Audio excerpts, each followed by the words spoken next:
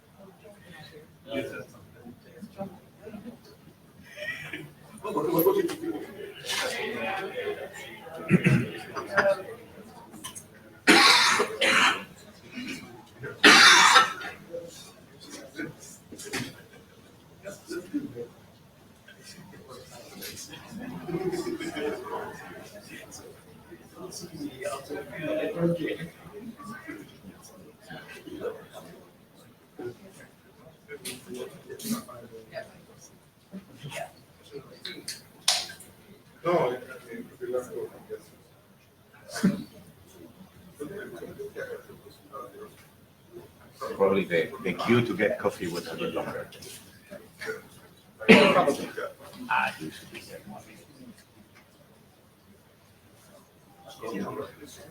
I mean, he went to get coffee, so he will be here in like 1 second. Yeah, I mean, if you get to sign the blue sheets in the meantime, that'd be perfect. Yeah, thank you.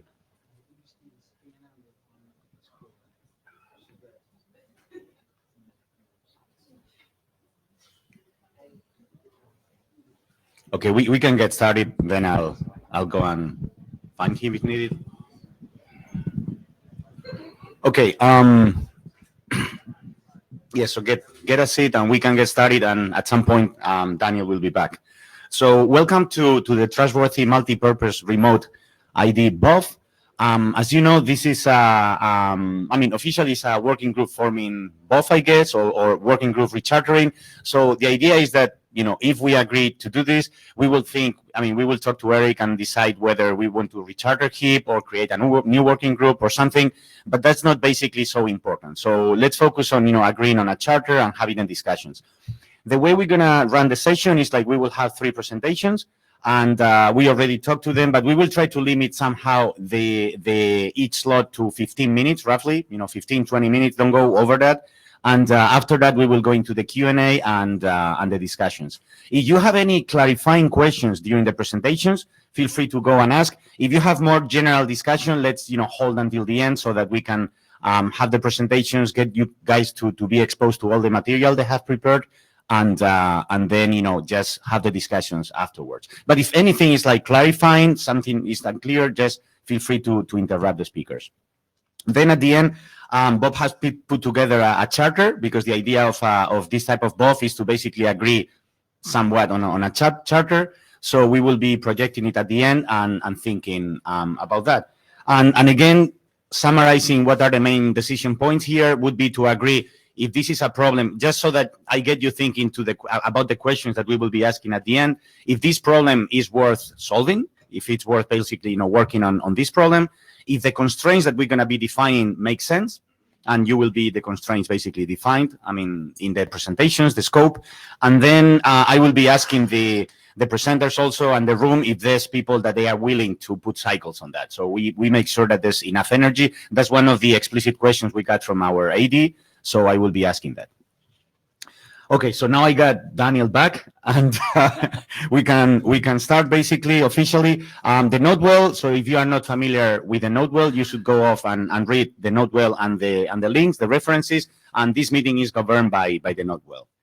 And this is the agenda we put together. As I said, 3 speakers, roughly 15 minutes each, and then we will go into Q&A and discussions. Okay, so without further delay, we will go into the first deck. And as Bob was saying, please, stand close to the pink cross so that they can pick you up with the camera. So first presenter.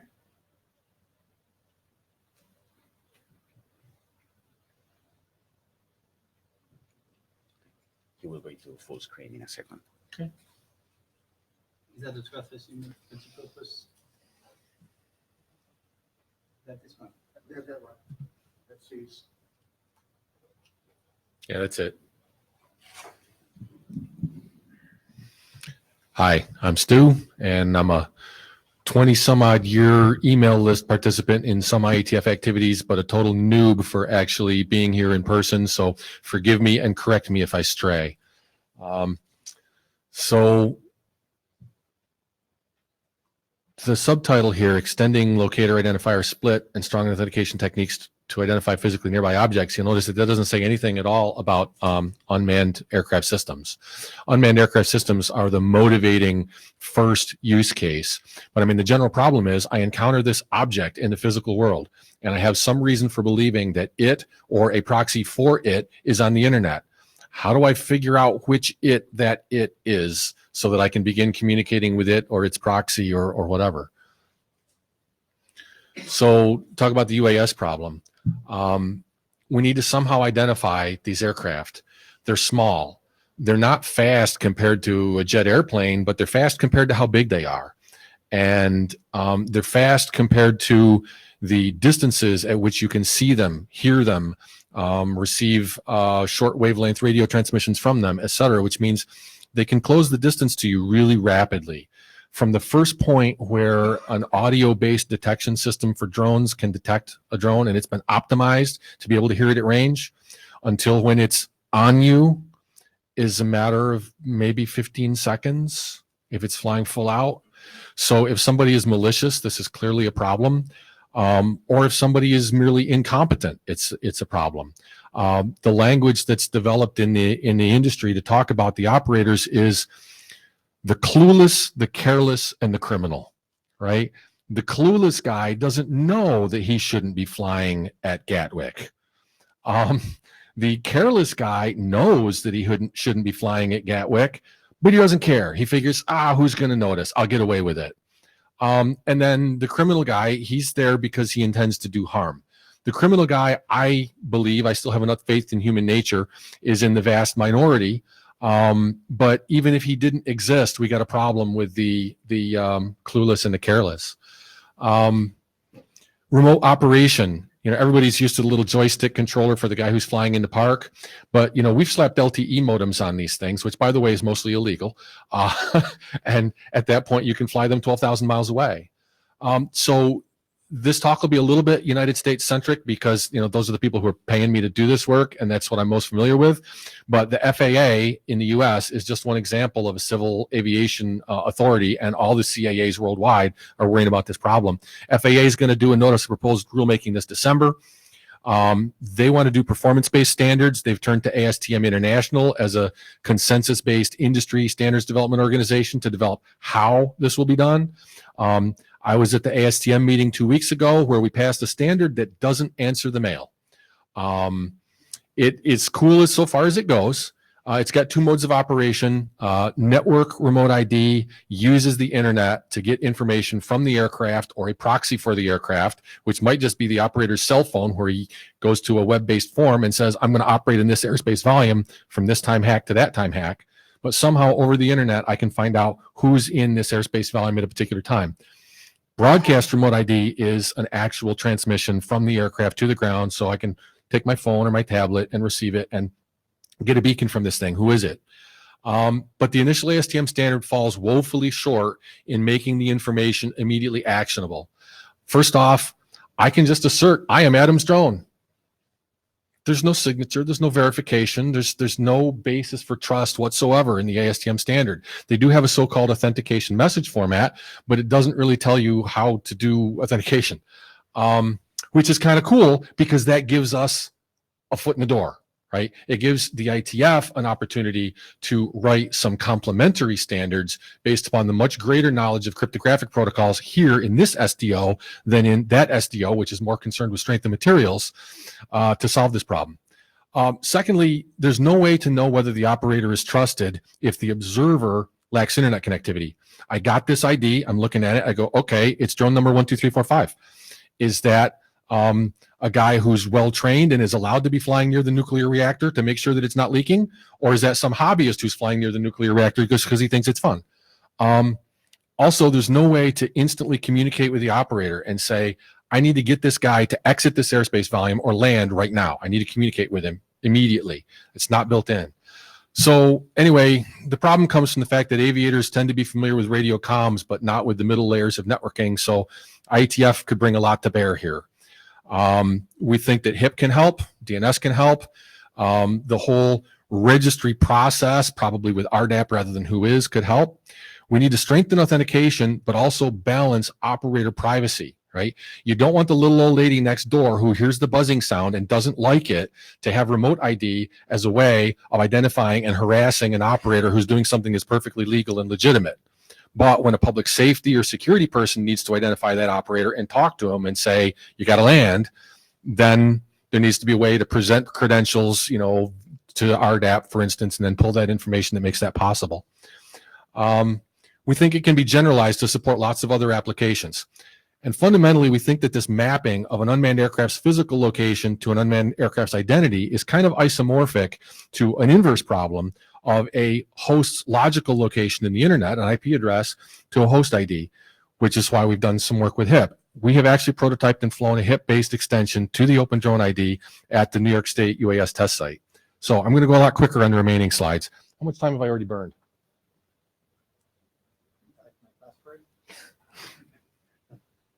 About 15 minutes. Really? Oh, you said it. Oh, thank you. You burned 6 minutes. Okay. Anyway, so obviously remote ID is critical for unmanned aerial system traffic management. You see it, you want to know who it is. From that, you can look up all kinds of other stuff. Lots of different entities need it for lots of different reasons. You know, the first question is, can I ID this guy? If I can't ID him, then unidentified is an important attribute that might go into further decisions. If I can't ID him, is he taskable? Can I ask him to go over there and take video for me to a better look of the building on fire? Or is he just of low concern because I can't task him, but I can at least ask him to be cooperative from a safety perspective? Or is he an aircraft of high concern? I mean, maybe he's the one who set the building on fire. The ASTM standard uses various internet media to do remote ID, typically would be LTE. There's a network grid service provider that gathers data from all the sources, and then there's a network grid display provider that is where you point your web browser to if you want to find out who's flying in this airspace volume right now. They can be co-located or not. They can be the same corporate entity running them or not. And a so-called UAS service supplier, which is a big part of this new UTM UAS traffic management system, is it does other jobs, but it's going to do this job as well. Broadcast remote ID is a much harder problem. They started out with the idea that your average volunteer fireman needs to be able to go to a scene and see an aircraft and be able to identify it, which means we're not going to equip him with a special radio or whatever. He's got a phone, which meant they decided that we got to be able to do this with Wi-Fi neighbor awareness networking and Bluetooth 5, and to my chagrin, also with Bluetooth 4, which really constrains the physical range and the packet size. So we're just using the beacons, basically. So we can extend this once you've got ID to vehicle to vehicle, vehicle to infrastructure, et cetera. Can be used to keep these things separated, safe distances, and we can even do support payload comms. And we've experimented with a lot of this at the UAS test site. Internet protocols have got a lot of issues when you try to use them for airborne comms. And, you know, but fortunately, we're likely to have multiple radios if it's a big aircraft. And so we can take advantage of having those multiple radios, but each of those radios has got lots of link layer issues. Cryptographic handshakes are a big problem because you got little processors, not much processing power, and two aircraft that pass in the night have got a very brief radio contact window to do these handshakes before they move their actual traffic. And then you've got the whole aggregating information. If Amazon can watch Walmart's delivery drones and vice versa, then they can infer things about their businesses. So the first mitigation that we've applied for command and control is just to take advantage of multiple wireless links. That brings a lot of benefits.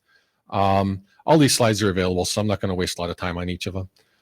Second mitigation is strong identity-based security. Now, a big aircraft has a tail number on it. You look at it sitting there on the runway and it says, N12345 on the back of the aircraft. Problem is, if the aircraft is this big and it's a few hundred feet away, you can't read that number. Plus, they're allowed to put it inside the battery compartment. Obviously, an aircraft's tail number doesn't change when it hands off from base station to base station to base station. Its IP address does. So this is one of the things that drove us to HIP. We'll come back to HIP more later. For right now, I just want to say that HIP buys us a lot of things for this application. So this is an aerial shot of where we do some of this test work at the New York UAS test site. We've actually maintained positive command and control using HIP, where you flew outside a Wi-Fi range, you just rolled over to LTE, you got back within Wi-Fi range, you rolled back over to Wi-Fi. Remote pilot never even knew the difference. Our approach to unmanned aerial system remote ID is to adopt and extend existing standards, and there's a whole boatload of different standard setting bodies involved. The International Civil Aviation Organization, the Radio Technical Commission for Aviation, the various civil aviation authorities, including here in the we're not here, including where I live in the United States, the FAA. The FAA has said that they're going to cite this ASTM. Well, it was draft when I created this slide. Now it's a standard as of 2 weeks ago. But security and the threat model are simply not addressed in the draft. So I've made myself very unpopular in ASTM by saying, hey, you need to bring in the IETF here because these guys understand how to do cryptographic protocols, which ASTM, that's not really one of their strengths. So again, the forward problem of host ID to logical location is similar to the inverse problem of mapping physical location to a UAS ID. So we think we could use HIP and some other IETF standardized protocols as adjuncts to the ASTM standard. If the observer has got internet connectivity and the pilot has got internet connectivity, then we could do a one button, I need to talk to the pilot right now. And if the observer doesn't have internet connectivity, but he's got a database on his device, not of all the aircraft, but of all the registries, then with an extension to HIP that Bob is proposing, hierarchical host identity tags, I don't know Adam, but I know that Adam is in, I don't know, the Department of Homeland Security's registry. And because he's in DHS's registry, I can say, yes, Adam is allowed to fly at this emergency site, unlike the hobbyist who's in the registry that's used by everybody who buys their drone at Walmart. I think this is it for my first, here's the last slide for my first part of the deck. Over on the left, we've got the case where there is internet connectivity. So the observer sees the aircraft, he receives his Bluetooth broadcast with remote ID, he does some lookups, he figures out who this guy is, he presses the button that says, hey, Mr. Pilot, even though it was entirely legitimate for you to fly in this airspace at the time you filed your flight plan, well, now there's a building on fire underneath that airspace. Please get out. And then this second case here over on the right, the observer doesn't have internet connectivity, but he does have this database of registries, and he can see that this guy is not in a registry of trusted operators. So at a minimum, although he may not be able to communicate with the pilot, he at least knows that this is an aircraft of concern, that he's going to have to do whatever it is he does. So let me take a look at the next slide just in case. Okay, so I guess I should wrap up with this slide. My two keywords are UAS remote ID information must be immediately actionable. I've got to be able to trust that it's real, not that it's being spoofed. If there's any way to have communications with the guy who can land that aircraft or exit this airspace volume, I want to be able to do that instantly, not by looking at a screen, calling a phone number. The guy doesn't answer the phone because he's flying a plane, right? And we want to know whether the operator is trusted, and yet somehow we've got to maintain privacy when it hasn't been forfeited by a clueless, careless, or criminal action. And we believe that there are several protocols within IETF land that can complement the ASTM stuff to make this happen. Standards in ASTM are going to need two minor tweaks. There's a UAS remote ID type. It is either type 1, a manufacturer serial number when the thing came from the factory, or type 2, a number that was assigned by the FAA or other civil aviation authority in whatever jurisdiction you're in. Static, okay, enabling correlation attacks. Or 3, it's a UTM assigned ID, which in principle could be dynamic, but all of them today are static. We want them to assign type 4, probably a hierarchical host identity tag. That's our going in position. Now, people here in the room know an awful lot about an awful lot of other protocols that may bring something to help solve this problem. All I've been able to find that's able to fit in these little tiny Bluetooth packets and provide the trust properties that we need is HIP. But there may be things besides HIP that could help. The other tweak we need is there's just a parameter that's 5 and it needs to be 10 in terms of how many segments a message can be segmented into. And that'll make it big enough that we can put a really, really short host identity tag certificate of which registry you're registered into one of these short messages. We're going to need more work on the IETF side. We need to bring more modern crypto to HIP, which Bob will talk about. We need to have hierarchical host identity tags in HIP, which Bob will talk about. And we need to look at what we can do in DNS for stuff that any member of the public should be able to look up, and what we could do in the registry system with RDAP for things that only duly constituted authority can look up when they present their credentials. That's my time. Thanks. Take your time. Actually, I was done. That was Lucked out. yeah. Eric.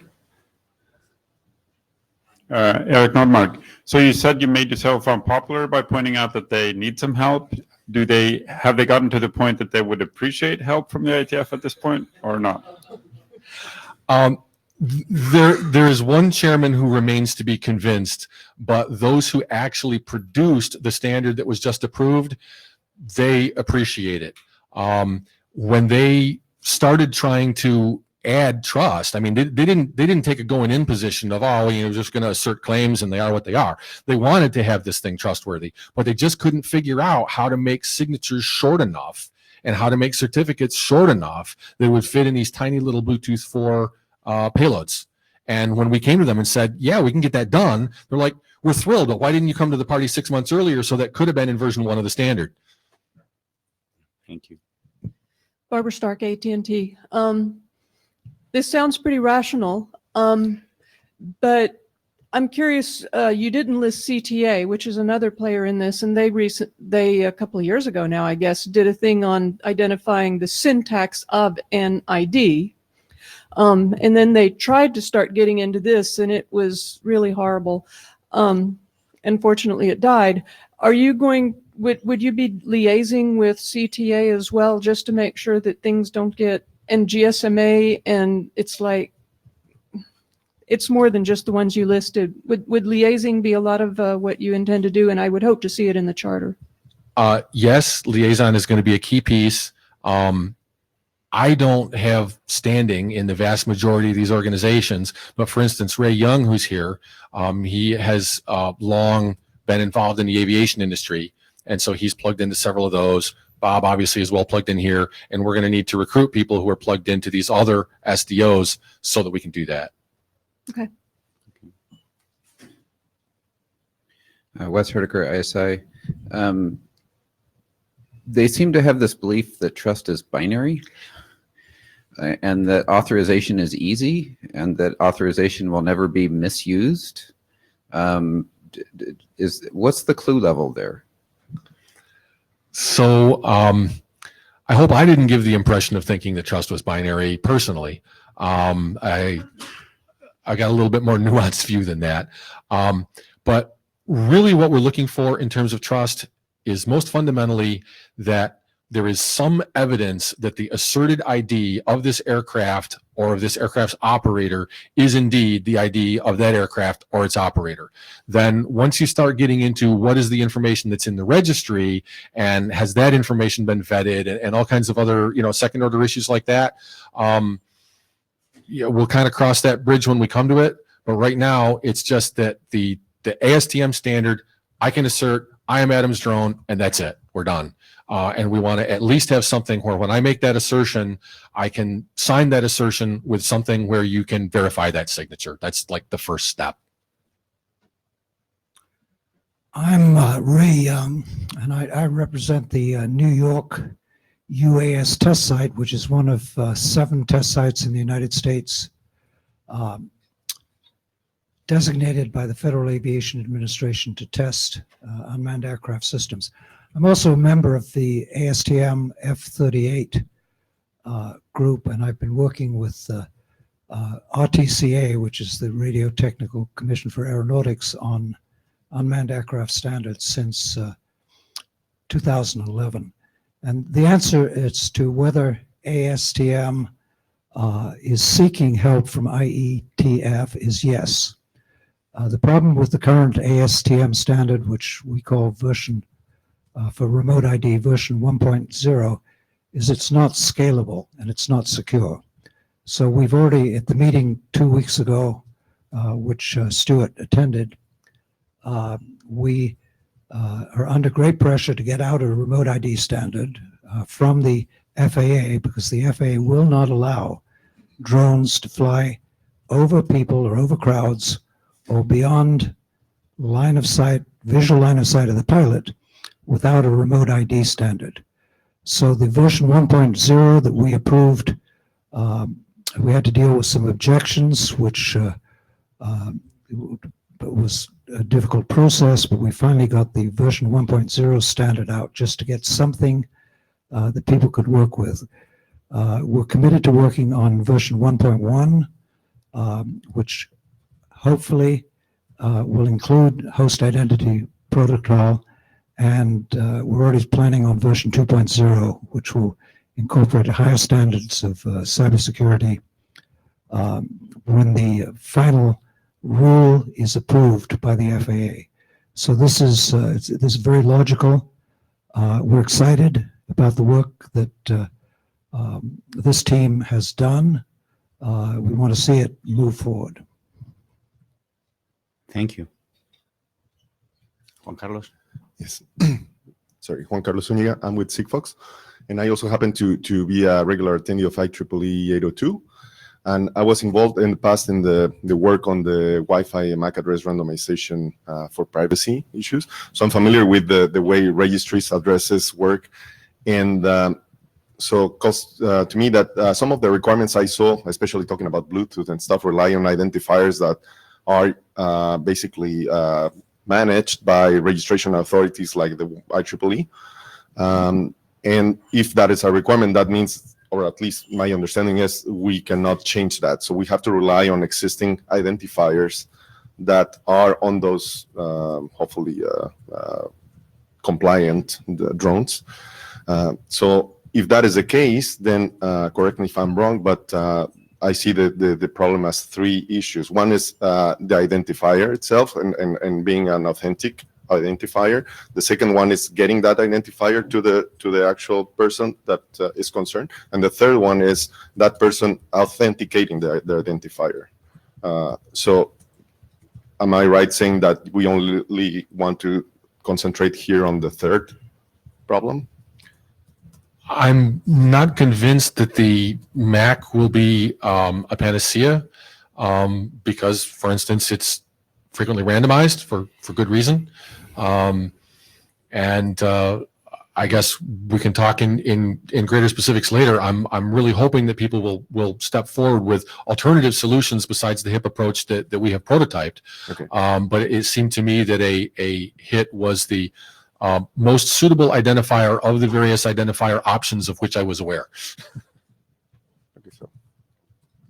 Bob Moskowitz, HG Consulting. Just to on Carlos's comment about MAC address registration, my work with some of the processors which are used in these devices is that they use a local scope MAC address for both their Wi-Fi and their Ethernet. They do not use a registered one. That MAC address is derived from a device number buried inside that particular chip. So each chip does get a typically a different address, MAC address assigned, so they can exist on the same physical media, but these are addresses that do not go through the IEEE registration process. And I don't know what they're doing for the Bluetooth. I can't speak to that, but I can speak to the chip's use of Wi-Fi, and they also tend to have Ethernet for configuring them when they're on the ground. Andrew McGregor, Fastly. I also happened to, in a previous situation, be involved with a search and rescue drone operation for New Zealand's Coast Guard. We had the somewhat unique distinction of actually getting certification to fly a UAV at night in controlled airspace under IFR conditions, because we had a particular problem, which is that there is a known marine trouble spot that happens to be dead center on Christchurch International Airport's runway 20 approach, right about at the middle market. And we needed to be able to operate UASs over that. So we got quite a bit of experience of talking to New Zealand CAA about these kinds of issues. And all of this stuff, firstly, I was well aware of it because I've been involved with it way back at the beginning. We actually discussed a solution very much like this with Airways New Zealand and the NZCAA, and I'm certain they would be very glad to see this happen. It would solve a lot of people's problems. We actually got that done by maintaining aviation radio and cell phone contact with air traffic control the whole time we were doing it, which is one option for a search and rescue organization. But that doesn't work in a situation where you don't have radio comms. That doesn't work in a whole lot of places. And one of the things about this that occurs to me is that there are going to be manned aircraft running in the existing air traffic control system that also need to run in this system simultaneously. Particularly rescue helicopters and other SAR aircraft, but there are police and various others are going to do it as well, for sure, because they're going to be working in conjunction with drones. And so that interface is something that needs to be sorted out and get its regulations sorted and so forth. I'm going to try and get in contact with some people in New Zealand and plug them into this process as well, because internationally that particular civil aviation authority is very influential. Their control zone is a sixth of the planet. It's bigger than the FAA's, and they run, I think, 4 other countries' civil aviation organizations as well, because they're just that good at it.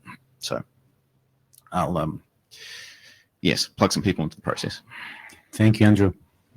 Thank you. And to just speak to that issue of the interface between manned aviation and the ATM system and unmanned aviation, the UTM system, the general scheme is that it's the small unmanned aircraft operator's job to stay out of the way of the larger manned aircraft.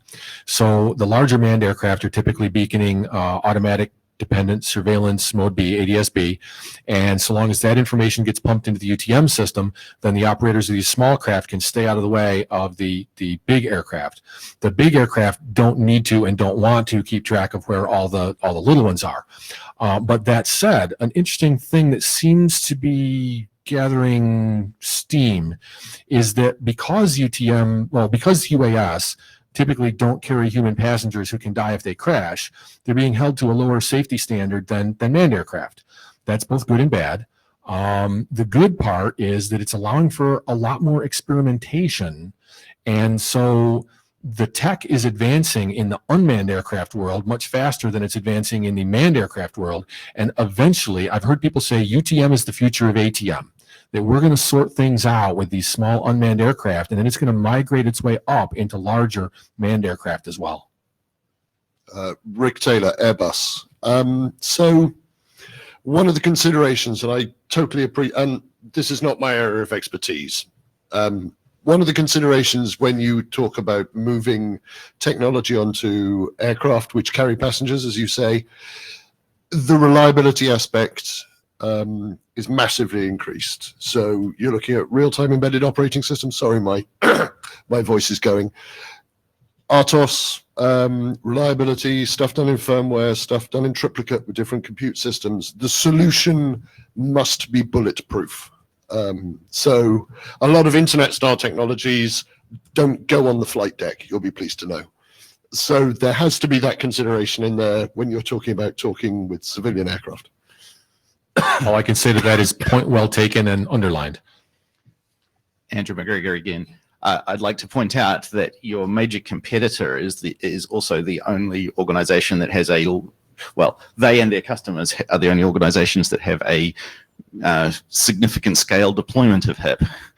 Every Boeing customer and supplier is using the protocol, whether they know it or not. Yeah, the death of HIP has been greatly exaggerated, although the deployments have been quiet. Okay, good. Moving on. Okay. So I think I'm supposed to do a few more slides now on the next topic, right? Oh, I'm sorry. Go ahead. In the meantime. Pardon me. This is possibly off topic, and I apologize for that. My name is Mike Hoy with Mozilla, and the concern I have was about the degree to which this respects privacy, particularly because we've talked about this technology scaling upwards to much bigger hardware, but it's certainly I can certainly envision a world where it scales much downward towards commodity hardware of any type at all, right? The ability for the authorities to reliably identify a specific piece of hardware in a specific location is, to the wrong kind of authorities, an extraordinarily valuable resource. And I'd like to hear more about what you envision robust privacy concerns there to look like, particularly given that the model you've described involves, very rapidly delivering and acting on very accurate information. So I don't want to prejudice the work of what will hopefully be either a TMRID working group or the HIP working group. I can only give you my going in intuition, which is that HIP can give us an identifier. DNS can allow us to look up very rapidly that information which has few privacy implications and that any member of the general public at any time ought to be able to look up. And then something like, just inspired by perhaps the business models of the domain registries, but not with the WHOIS protocol with its known issues, something more like RDAP, where access controls can be there and you can ensure that policy is satisfied before the information is revealed. Now, that assumes that there is some probably governmental authority that in any given jurisdiction says this is the information that you must put in the registry and that we must be able to look up or you don't get to fly in our jurisdiction. And I'm afraid that goes beyond anything to which I can find a solution if the particular jurisdiction is totalitarian. At least with regard to unmanned aircraft and privacy of information. Be aware, Stu has not said this, the law states that the FAA controls all navigable airspace in the U.S. And so whether that's 1 inch above the ground up to the top of the mesosphere or 3 feet above the ground to the top of the mesosphere is something we can discuss. You do not own your backyard. You do not own your roof. The FAA, in a sense, does. In terms of your right to privacy, to a certain extent to whom is you are in a public domain and there's certain privacy that you forfeit by being in that. Yes, once this goes to other areas and other things, who then has access to the additional information, that will be a policy set by that user community. The intent here is that there will be an authentication basis in terms of who can get what sort of additional information, but this is a safety concern of the open airspace, which is a rather unique situation that many people, even the people who operate in this with their hobbyist drones, don't understand what it is they're doing. We had the case in Texas where the man shot down a drone over his backyard. He was indeed found guilty, but since there was no existing law, he was fined $1. But it's again sets a legal precedence that no, this is an open public space. Yeah, it's kind of like the story about, the right to shout fire in a crowded theater. If I'm in a theater and I'm minding my own business, watching the movie and eating my popcorn, the guy in the seat next to me has no business knowing who I am or what credentials I possess, right? But the minute I shout fire in that crowded theater, I have forfeited my right to privacy. So the clueless, careless, and criminal operation of a vehicle in airspace forfeits some degree of privacy. But up until that point, the privacy should be maintained. Jonathan Hoyland's Cloudflare. Just to push back a little bit on that, we're talking about a broadcast medium that is permanently broadcasting. So we're already assuming that even if you may legally have no right to privacy, that nobody in any country ever would ever want privacy, which is sort of, the privacy aspect should definitely be in the protocol from the beginning. Even if you don't necessarily have a legal right to privacy, you might still want it. Secondly, the record keeping of who has looked up, i.e. the authentication of the requester of this information is, also very important and hasn't really appeared in the slides so far. Correct. And I'll go one step further. What if I observe your aircraft in a particular place at a particular time with my device, and I record the beacons that you have broadcast? And then I subsequently assert in front of a magistrate that I received those beacons at a different place or at a different time. You may have been flying in an entirely legitimate temporospatial volume, and I assert that you were flying in an entirely different volume. We have looked at the need for a fair witness on the observer device such that the logged information received over the beacon is trustworthy. Not just that it was trustworthy coming from the aircraft to the observer device, but that the observer cannot easily falsify where and when this guy was flying. Thank you. Rick Taylor again. I think Mike has a very valid point, which is, I understand that this is largely being funded out of the US, and the US has a single, fairly open legal system, but the IETF is not a US organization, and the FAA will lead the way on this, and whatever the IETF works on has to be applicable in jurisdictions outside of the West, in quotes, into some other places in the world where they will just pick up and run with this technology. The manufacturers are not largely US. So privacy is a concern here beyond what is expected in a Texas backyard. Granted, but to allay some concern, the FAA's UAS Remote Identification Aviation Rulemaking Committee, ARC, in their final report of recommendations in the fall of 2017, devoted a considerable number of pages to the protection of personally identifiable information, which is not something that you might have expected from a regulatory agency. Stay tuned to later slides. The intent here is that what will be broadcast is that, hello, I'm Doug the drone, and you always know that I'm Doug the drone, but that's all you will know and nothing else from the broadcast. And to be shown. No, Mike, I want to sort of reflect on this in a second, and then we can move on. But I'm delighted that in the first 40 minutes of a BOF that talks about this stuff, we've spent 20 minutes talking about privacy, because I've never seen that before, right? It's clearly important, and this is something that presumably a working group will actually spend time working on based on what I hear people saying, right? So that this is great. So I think I need to move on to my second briefing, which will be shorter than my first one. So the first briefing was really intended to convince anyone who needed convincing that the problem of unmanned aircraft system remote identification is an important problem, and that the IETF can help. And that was the whole point, right? The point of the second briefing is that although I was not one of the original HIP developers, I have been a HIP true believer for many years. I have several small deployments, and maybe it's because all I have is a hammer. This looks to me like a nail, but maybe HIP really is a good match for this application. And so I'll just give a couple of slides to why I think that's true. JavaScript interrupt, sorry. So Greg Deeds has posted in the Java chat saying, I'm one of the authors of ASTM Remote ID Standard. I don't recall this, we're talking about privacy, being widely considered at the meeting. This is not a consensus model being discussed by ICAO. IETF support effort is early. There are other options IETF can offer via OAuth 2. We need OAuth to be fixed and it can roll in HIT. ICAO trust frameworks is not considering this for integration with large aircraft, which is needed for UTM to be accepted worldwide. It goes on.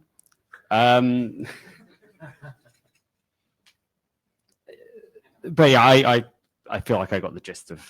All true. Summary response, I was late to the party.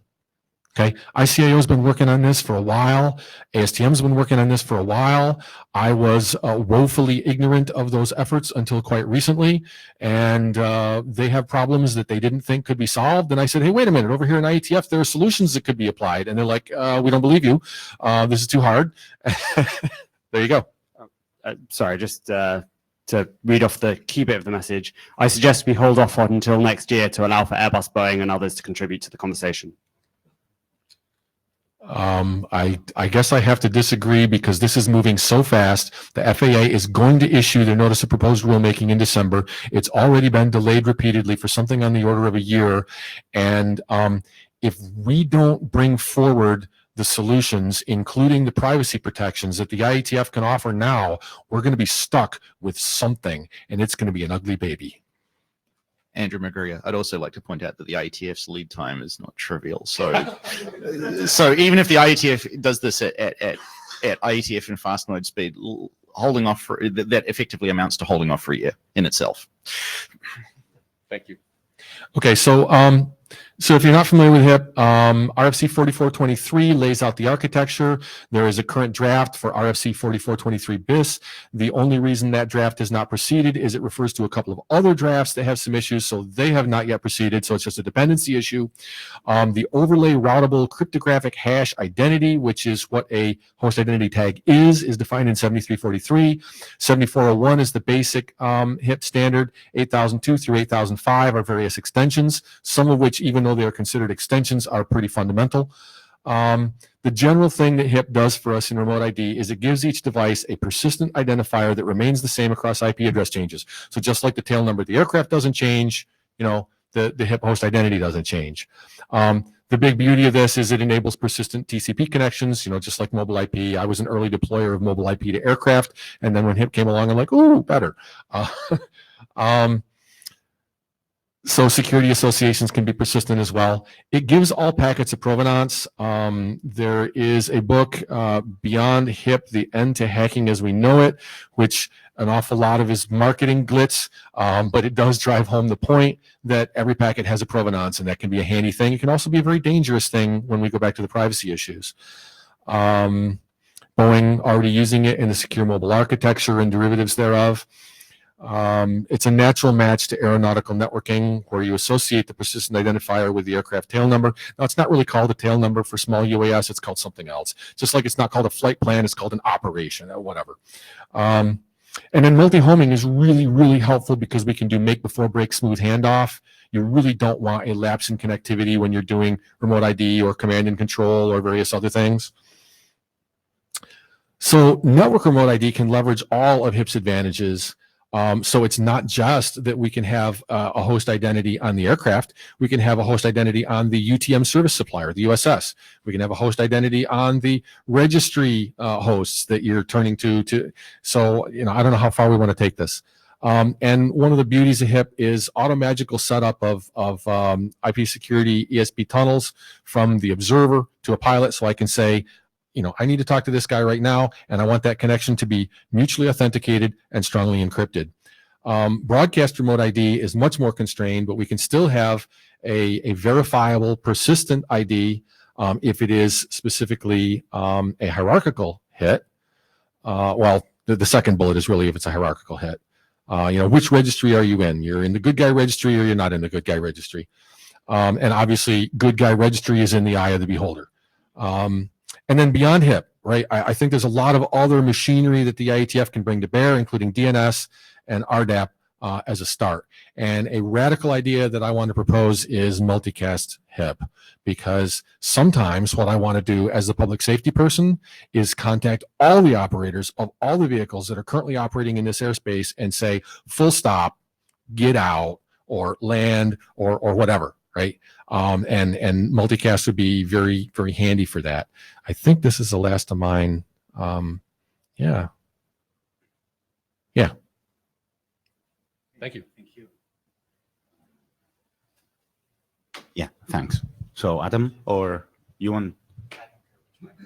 We said first Adam, then I think. Yeah. So I think, I mean, we had good discussions. I didn't cut them because I think it's important to understand what is the use case. Now we will dig a bit on the details and how they have been approaching this problem. Hey everyone, so Adam Whitaker. I work for AX Enterprise. I've been working on this for maybe about 8 months now, maybe 12 months, and I've been focusing on authentication message formats. So I'm going to go into a little bit of detail, technical detail here, just to give you some scope of what we're dealing with. Okay, so obviously Stu brought up the ASTM standard. I passed the bell on November 7th. Everything's great. So there's an authentication message. So there's a bunch of different message formats in the standard. One of them that we were focusing on is the authentication message format, and it's a paged format. So it has up to 5 pages. This is the thing Stu was mentioning, that we need the number to go from 5 to 10. And you can see a very general outline of how this looks in the packet format in a Bluetooth packet. So you only hit 109 bytes of payload for authentication, be it a signature, be it a certificate, whatever. And this line, authentication data signature, is exactly what the ASTM standard says. They don't specify anything beyond what you see here. And this is a very stripped out version of it. So I'm going to give you a little bit of background on Bluetooth. So what you see to your right is the Bluetooth packet format. There's 19 bytes of header. There's 25 bytes for the message. That's it. We have 25 bytes in a singular Bluetooth message, whether it's Bluetooth 4 or Bluetooth 5, well, mostly Bluetooth 4. And this is all we have. And this is where our constraint is. So that's where we're fighting. So we have a couple different solutions that we've been thinking of and been trying to prototype. The first was a authentication wrapper.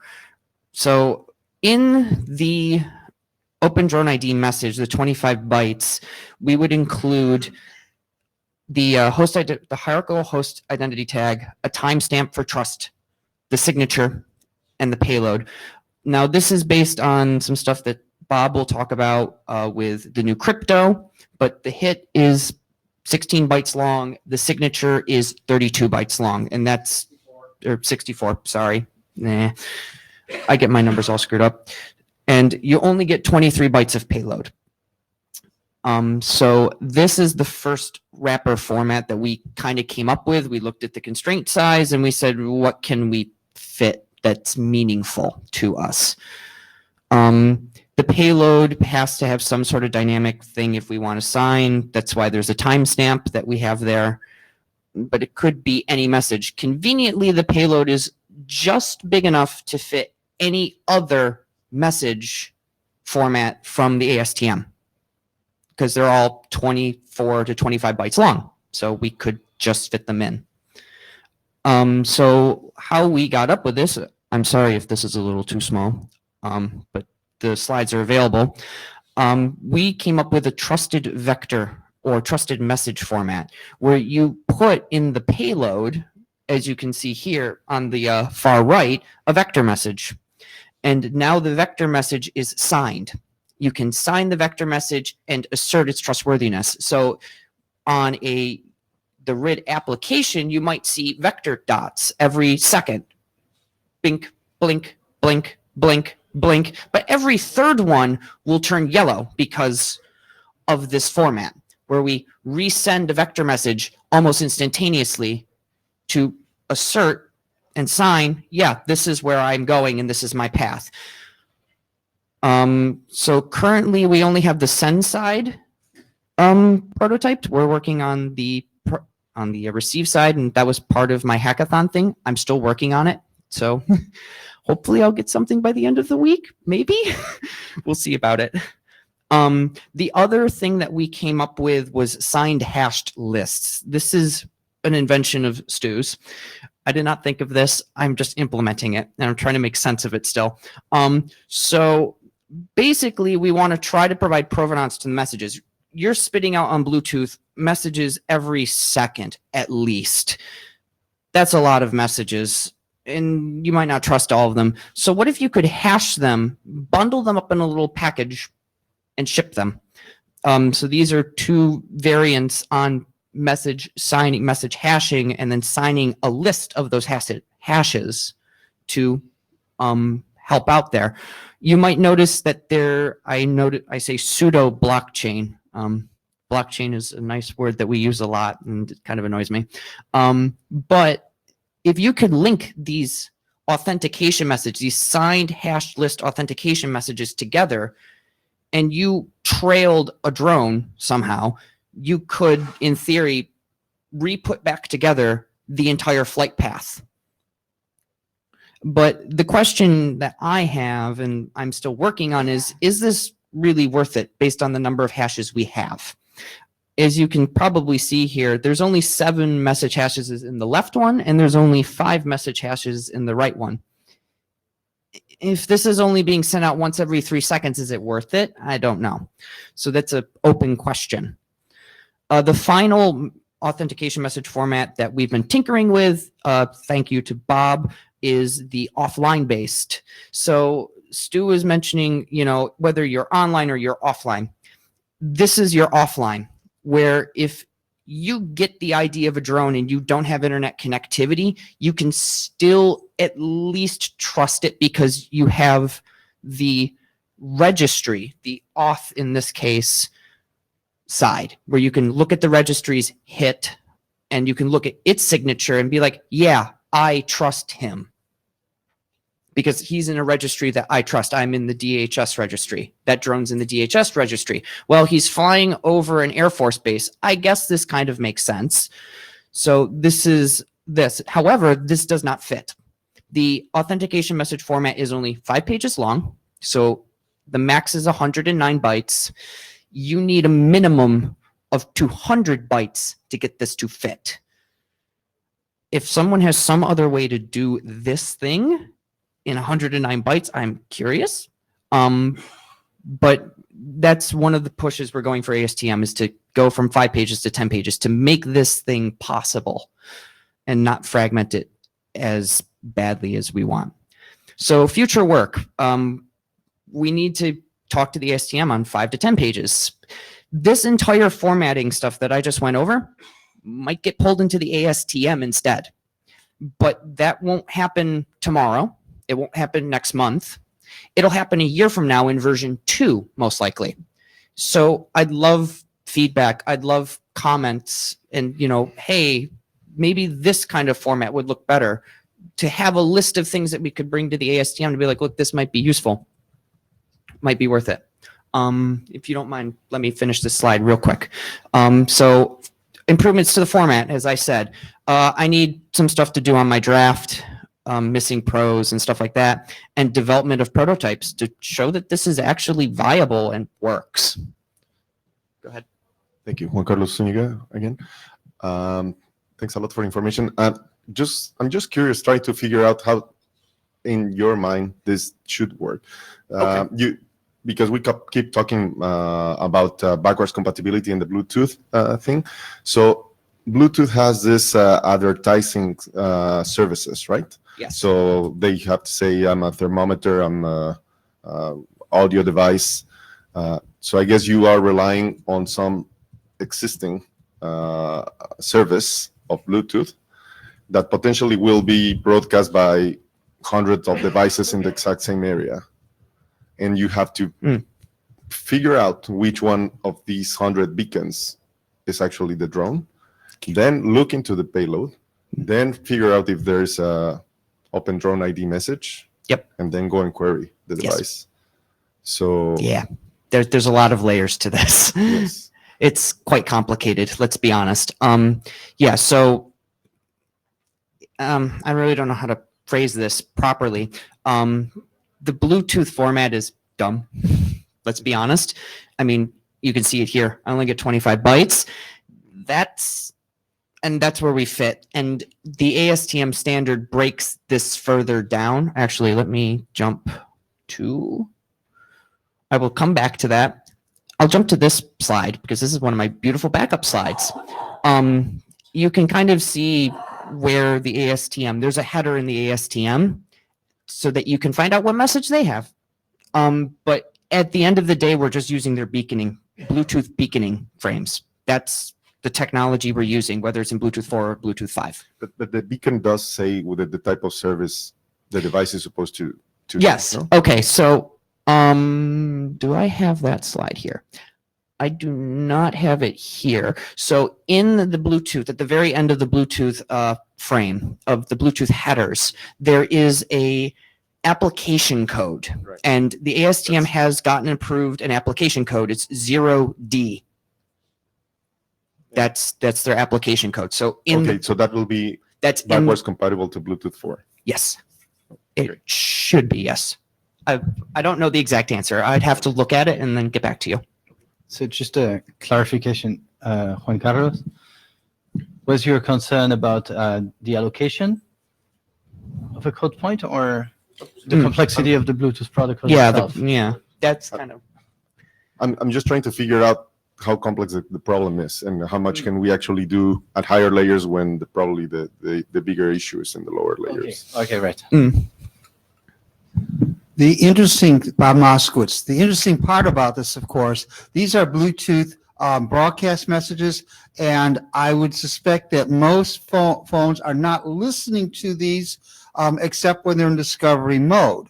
You have to have your phone go into discovery mode on Bluetooth to even be looking at these messages. Whether that then interrupts the use of your Bluetooth headphone at that time, to be able to do that, it depends on, again, how the radio code is designed on that. They go then into look at just the broadcast messages, and then do I even know what the zero have code to recognize? Oh, this is 0D type. Oh, I need to pass this up to the application that deals with that. That's the Open Drone ID code to be able to process these messages. So there's a lot of underlying hidden things here when you get and who will be actually doing a Bluetooth beaconing other than troublemakers who want to confuse what's available in this case and Wi-Fi NAND then produces yet another interesting set of concerns as a different media that's being used this. But if you get down, for those of you who live down these lower levels, have experienced these lower levels, it is, and Juan Carlos, because he deals with this, he knows a lot about this as well. It's a mess down there. But once that packet now gets passed up, it's a Bluetooth broadcast. It's a 0D type. It gets passed up to this application. It's then going to be making whatever decision it's going to be making. And then we have the some messages are single broadcast, the general ID, the vector information, but then it's the auth messages, which is a chain of these messages together, which then comes to the question, what if you got 4 out of 5 of them? And how to do forward error correction, a couple other things, but that's getting ourselves buried in the details, and this is above. Yeah. Carsten Bormann, what do you do when you have 500 out of 5? So I can tell you what my students will do when they read this document. They will write a thing that waits for the first page and then supplies alternate values for the other pages. So the receiver will have a lot of fun recombining these all and finding out which of the ones is actually the real one. So I'll make an interesting comment on that to extend to it. So shout out to James at AX if he's listening. I don't see him on the Make Echo, but when we were developing our RID application, our demo prototype, we decided to try to make the phone a surrogate to a UAS because that was what we were doing initially. Turns out Android phones change the MAC address randomly when you send messages. The ASTM standard expects that the MAC address stays static because that's how they correlate to, what drone it came from.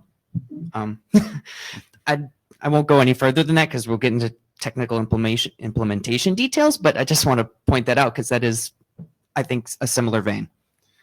Andrew McGregor. I'd just like to point out that there are some existing commonly used gadgets that use these features of Bluetooth from apps on both major phone OSs. So somehow it can be done. I don't happen to know how, but if you look into the remote control protocols for hearing aids, you'll find that they don't unbind as audio devices while they're in remote control mode, and the phone did go into discovery mode to get there. So yeah, somehow it works. Somehow, yes, I agree. So with that, that is my presentation. Any other questions, comments, concerns? Stu's walking up to the mic. Oh no. What did I do wrong? Stu Card. So I just wanted to say what a vector message is. A vector message is a dot from the standpoint of surveillance and tracking. It is what is your position in 3 space and what is your velocity vector in 3 space. The other thing that I want to mention is this whole issue of going from 5 pages to 10. The ASTM standard already does 10-page authentication messages, but they fill 5 of the pages with stuff that they want to authenticate, and then the other 5 pages is for the signature or whatever. So we're not actually asking them to extend the total message length any longer than it currently is. We're merely asking them to allow fewer of the bytes to be used for the data to be authenticated and more of the bytes to be used for the authentication thereof, right? And the chairman of work item 65041 in ASTM, Gabriel Cox from Intel, has said that the 2 changes that we've asked for are no-brainers, and he expects them to be in version 1.1 if there is a version 1.1, and definitely in version 2.0. So simply getting them to accept the hierarchical hit as a UAS ID type, not a problem, and getting them to extend from 5-page to 10-page for authentication data, no problem. Now, somebody could stand up and object when it actually comes before the committee, but that's the opinion of the chairman at this point. Okay. Okay.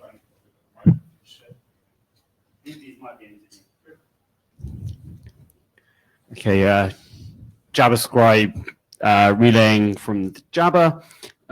2 things from Greg Deeds. The USS and deconfliction is key to adoption. And the trust framework is working on the ICAO identifier for the bird pilot. We're going to have a new unmanned and general aviation framework for the ID. Privacy is still a big topic of debate as who is flying over one's house, and your right to start and end as the person being flown over is a regulator issue, FAA, CAA, and will be coming next year as a rule from the regulator. We just got the F38.02 spec born, so we're working on it. Fair enough. Good. 100% agree. Wow. Okay, so where are the blue sheets? We were passing them on the floor because I just saw it go flying. Anyone needs still to sign them? Okay, so please raise your hand and get them somehow. So it'll take another 2 to 5 of your minutes just to give you, because we're at the hackathon, which was really fun. So this is what we did. This is XKCD 303, if anyone is not familiar with it. I had lots of fun. I was compiling things, and I waited. That's not what we really did, though. I did quite a bit of work. So OpenHIP is an implementation of HIP, obviously. I fixed it, well, partially fixed it. It didn't really work that well in Ubuntu 18.04. There were some dependency issues and whatnot. So I made the builds go from 16.04 and did some manual work and fixed the make files. Hopefully this will make, HIP adoption and development a little bit easier. And this was something I've wanted to do for a while. So I'll be branching off in the Bitbucket and making a pull request soon. The next thing I did was I had an H-hit generation prototype. The source code was floating around the TMRID list at one point. I don't know where it is now, other than in my possession. And I was using EDDSA 25519 key pairs for signing and verifying. I attempted to update to C-Shake instead of SHA-1. That's a pain. C-Shake hurts my brain. So because there's no Python implementation, so I need to kind of review some stuff and do that. Then finally, the UAS demo application. If you were at the demo happy hour, we had a tablet, which I think is Stu's tablet, wherever it may be located, and my phone acting as the surrogate UAS and the receiver. And we were showing a very, very prototyped demo of what it's like when there's a hit as an ID type, and using DNS to look up information that the observer can see. There were similar demos done at the UAS test site. Shout out to James and Ryan at AX. They're the two that really have been fostering this implementation forward with me supporting them. And really want to shout out to James. He helped me remotely a couple of times where it was midnight in New York, and I emailed him, or I just texted him, and he answered me at midnight, 1 o'clock in the morning, even though it was 10 o'clock here. And he helped me out and debugged some problems for me and got me unstuck a couple of times. So huge shout out to him.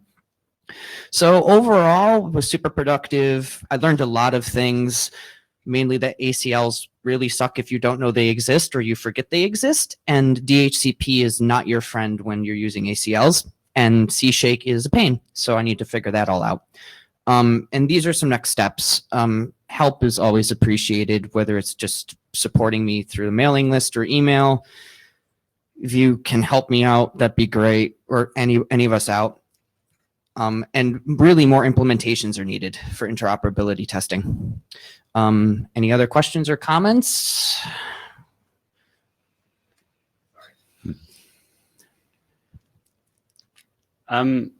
So one comment, which is, according to Google, there is a Python C-Shake now. Oh, okay. Well, I've not tested it. I haven't even downloaded it, but Google says there is one. Download it. Onto this machine. And something from relaying from Greg Deeds. Keep in mind that remote ID is also about avoiding collision with general aviators. Thus, why we need to have the big aviators work it out. We also need Apple to allow this beacon reception, which is not part of the IEEE Wi-Fi standard yet. Google phones do support it now. You may take, yeah, go ahead. Like, I'm going to stop you. You're my boss. So, Stu Card here. So I personally agree that UAS remote ID is a foundational technology for detect and avoid vehicle to vehicle and vehicle to infrastructure communications, et cetera, et cetera, et cetera. However, the official party line at ASTM is that UAS RID is UAS RID, period, done. That it is not a component or subsystem for detect and avoid or anything else. Now, there is a reason for them to say that. Detect and avoid is a safety critical application, and UAS remote ID is being treated as a security critical application. And within ASTM, and I think within the FAA, Ray can correct me if I'm wrong, safety critical is regarded as a higher bar than security critical. And so if UAS RID is good enough to address security concerns, it may or may not be good enough to address safety critical concerns of detect and avoid for collision avoidance. So I just wanted to make sure that that was out there, that, you know, I may agree with the commenter on Jabber, right? But ASTM officially doesn't.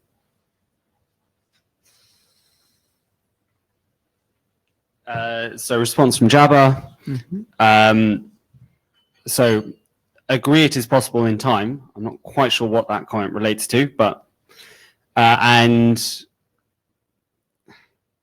keep in mind that remote ID is about avoiding collision with general aviators. Thus, we need to have the big aviators work it out. We also need Apple to allow this beacon reception, which is not part of the IEEE Wi-Fi standard yet. This is the same message. Yes, it is. iPhone will only support Bluetooth 4.5 at 2 miles max, roughly. Google phones do support now. Samsung is coming next. Yeah, there's a bit of fragmentation in the Bluetooth. It's surprising. My Pixel 4 supports everything for Bluetooth 5, which is quite surprising, including the long range. A lot of phones that say Bluetooth 5 don't actually support the long range. So there is that hurdle, but that's a technical hurdle that's beyond the IETF. I'll just make a shameless plug. I'm here all week. Find me, talk to me. I'd love to sit down, show you my draft, talk about the message formats and everything. So feel free to do so. Thank you. What is a beacon? Okay. I am a beacon. Oh, okay. So now we're gonna go with Bob's presentation, and then, I mean, we are having quite many discussions anyway. I didn't want to cut them, so it's okay that it's taking a bit longer than planned. Good morning. I'm Bob. A lot of you know me. I can assert that I'm Bob. Though my sister calls me Robert. It is my classic in terms of talking about identities. When I was 11 years old, I got my first phone call from a classmate. Back in 61, getting a phone call was something. My classmate called, my younger sister, who was 7, picked up the phone. My classmate said, "Hello, is Bob there?" To my younger sister's response is, Bob, there's no Bob here." And she hung up the phone. So what's an ID? I've been basically thus lecturing about IDs since I've been 11 years old. Can I please have the other deck, the hierarchical hit? I want to do that one first. Okay, good. So Bob, do you bring your bells today? Yeah, I didn't come with my bells. I lost them somewhere along the way. Had to use them to get here. Okay. Okay, there we go. Okay. So, why hierarchical hits? What we're doing here, the idea here is an implicit domain of use. I'm assuming there is knowledge of what a host identity tag is. But really quickly, a host identity tag is a hash of a public key into 96 bits with then 4 bits to add in terms of what is the public key algorithm, and then 28 bits in front of that, which is a valid IPv6 prefix. In other words, a hit is a valid IPv6 address. It's just not routable. Hierarchical hits is what I'm adding here is an implicit domain of use into it. And I'll get into the details of how that is done. The hierarchy information informs what the hit is for. The hierarchical hit associated with the hierarchy could prevent duplicate prevention, defense against hit hashing attacks because of how they be registered, and importantly, scalable lookups. One of the original hit work on distributed hash tables and how we could support large communities of lookups. But even though we had distributed hash tables, there came the question about distributed registration of them, and who registers and controls that. It was problematic. There is an RFC out on distributed hash tables for hits. I'm trying to do better than that. But why hierarchical hits now? That was in the original design back in 2002. It was pulled out in 2003 because at that time there was no use case for it. Now there is a use case for it. The UAS could use national domains, for instance, FAA or other CAAs providing the registry authority services. These are minimal to registering and signing the hierarchical hit, the HDAs, I forget, domain authority to this. The regional UTMs would then actually provide the domain authority services, such as their unmanned management systems. UA flying from Canada to the US would be quickly identified as such, potentially because, this hierarchical hit was registered to the Canadian systems flying in the US. That may be perfectly okay or not okay, depending on the situation, or just maybe just launched in the US. That's a separate issue. But the point is that you can identify the domain in which it was registered. Each CA can apply its own policy on its UTMs and any other hierarchical HDA providers. So you can have different policies in terms of what needs to be registered, who has authority to get what this PI information, whatever they are, by doing this. There's not just in the distributed hash table, the flat one, there could not be separate policies. This allows us to have separate policies. The UAA is free to register unique hierarchical hit with each region it operates in, or each day it operates, or each flight it takes, whatever is appropriate for its particular mission reality. So I had some design compromises. I had to stay within the V2 hit design, which is this 28-bit prefix, 4-bit identifier, 96-bit hash space. And what I worked out, so it's got 96 bits for hierarchy and the high hash. I worked out that 64 bits is adequate for the high hash. There is math behind this. The draft gives the math, and if you want, I can even supply you with a Excel spreadsheet, which actually makes it very easy to plug in. But it shows us that if a domain has 66 million registered addresses, the next one coming in has a 100% chance of a collision. We actually generate 1 million hierarchical hits on a test, and there were no collisions in that 1 million we generated. We stopped after 1 million. Actually, I only asked Adam to do 1 million. I felt that was a reasonable request. Collision prevention through the hierarchical hit registration, which I'll be getting to in a bit. And I said in the draft, Appendix A gives the collision formula so you can work it out for yourself. As I said, 663 million is where you get to 1% collision risk. So it seemed reasonable. The 64 bits for the hash and 32 bits for the hierarchy. So what do I do with these 32 bits for hierarchy? Well, I decided to break it up into 2 levels for the register assigning authority. Give them 14 bits. That means that solar system wide, there can be 16,384 RAAs. I felt that's a reasonable number of such entities. With each entity can then have in 18 bits for the hierarchical hit domain authority. Each one can then just register 262,144 HDAs for each RAA. Again, I feel that is a reasonable number to have, and 2 levels of hierarchy seem to be enough for this management of the hierarchical of the devices that have hierarchical hits.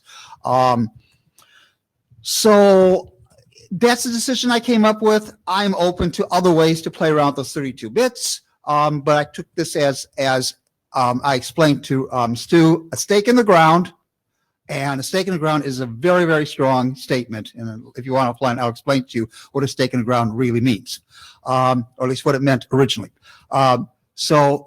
But how are these top level numbers assigned? That's a question to be answered. As with anything, when we create a new number space, who manages it? TBD. How to distinguish a flat space from the hierarchical hits? This becomes a problem. We're having to fit within the current flat space hierarchical hit. How can we tell which way to parse it?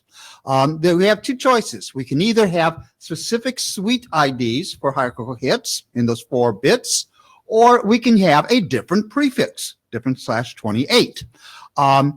So I recommend different prefixes because there are only a limited number of suites in 4 bits. We could potentially use the hit V1 prefix, except we know there are deployments of those, but they're probably not going to go away, and maybe we won't have collisions. So that is a question. That'll be answered by the people who own the prefix space. But it looks like that hopefully there'll be only 2 prefixes needed, one for flat and one for hierarchy. Thus, we need to get the hierarchy right, do it right the first time. Dirtfoot, in case you never heard the term dirtfoot. In my automotive history, we're always being said, do it right the first time. There's an impact on ORCA construction. Actually, there's 2 impacts on ORCA construction. There goes my glasses. Was designed for 96-bit hash of the high. There's no flexibility in that. No support for hierarchical bits. So this is a change to how ORCIDs are constructed right there. And additionally, though, it cannot take advantage of the new variable output hashes. Both Shake and C-Shake put out exactly how many bits you want. Our tradition in hashes with using SHA-1, SHA-2, SHA-256, whatever, is we say, we got so many bits out, I need so many bits, hash it. Well, how do we hash it?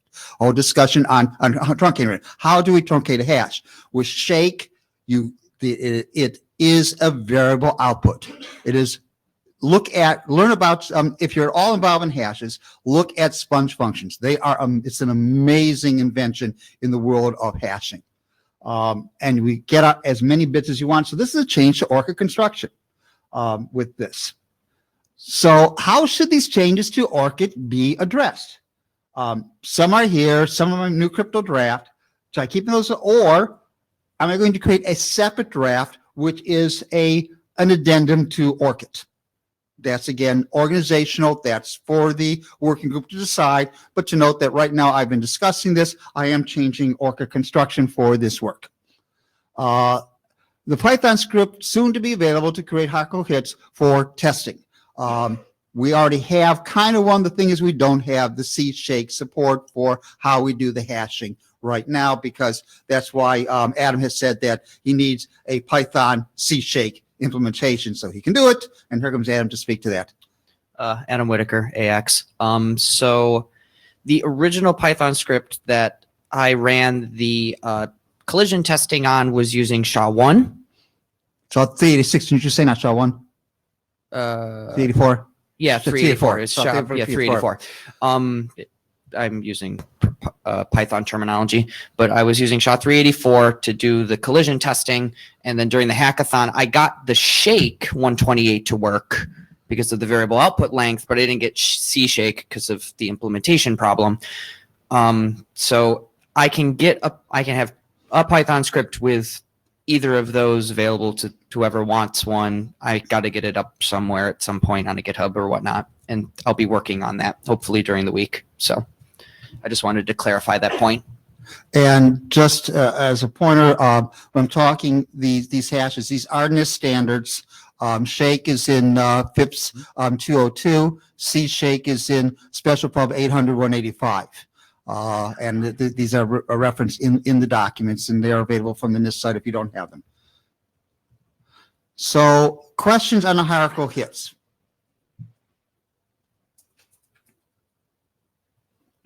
Okay, Jonathan? Maybe I'm just not paying enough attention, but is there no worry about finding collisions, or is it like, do you assume that the hashes are generated truthfully? Like, could I not try and come up with, I find a drone, can I not try and clone it? You know, like trying 663 million hashes, that's what, 2-3 minutes computer time? Yes, these are concerns. That's the next presentation on the registry. The registry will have the hierarchical hit and the high. So it is a first come, first serve basis, jumping into my next set of slides. And then, yes, when you're talking about 2519, there are issues in terms of that you can have, multiple public values for private. I forget. There's some issues there which I'm covering in the security considerations on that. But the registry addresses these concerns. Okay, thank you. Andrew McGregor, I think it's probably just best to update the ORCID draft. Excuse me? It's probably just best to update the ORCID RFC or supersede it rather than spread it around amongst several documents. Yeah, I think that's what I need to do, is just spin it off and make that yet another draft. Apart from anything else, that speeds up the process.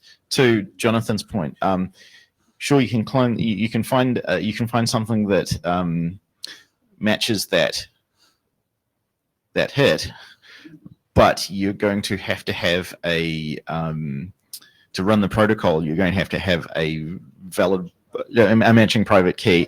And yes, but what you can't do is get the registry to sign it, because they'll just refuse because it's a collision. But I don't care. I just want to pretend to be someone else. And if the registry only has the hash. Yes, but someone locally can look at it and go, hang on, that registry signature is invalid. if the registry has signed the hash and hasn't signed the public key, then all I have to do is find another public key that hashes to the collision. And they will be, presumably, we're talking about signing the hashes, not signing the whole certificate. It's signing the public key. That's why that thing is 200 bytes long. And what we have to do to get it to fit into the, I've not figured out how to make it significantly less than 200 bytes. Yeah, one of the principles of HIP is that the tag is just a tag. You can actually make the protocol work using random tags that are not cryptographically bound to the public key, but that makes various things less efficient. So the hashing is an optimization here. Will not make the claim that I've handled every single edge condition. I have tried really hard to get that done, and the registry is a key part of this whole thing. So let's go on to the registries. Hello, beep, come on, let's go. Hello? Not responding, or? Okay, Hello? just. I got the battery here or something? No, it's just the whole thing. Just froze. Hey, there we Okay, go. now it's. Okay. So this is a service provided by the Hierarchical Hit Domain Authority, the HDA, and also the RAs for the HDA itself. All hierarchical hits for domain must be registered. Prevents duplicate hits, and the high is associated with the hierarchical hit, which allows us to deal with various attacks against them, hashing attacks.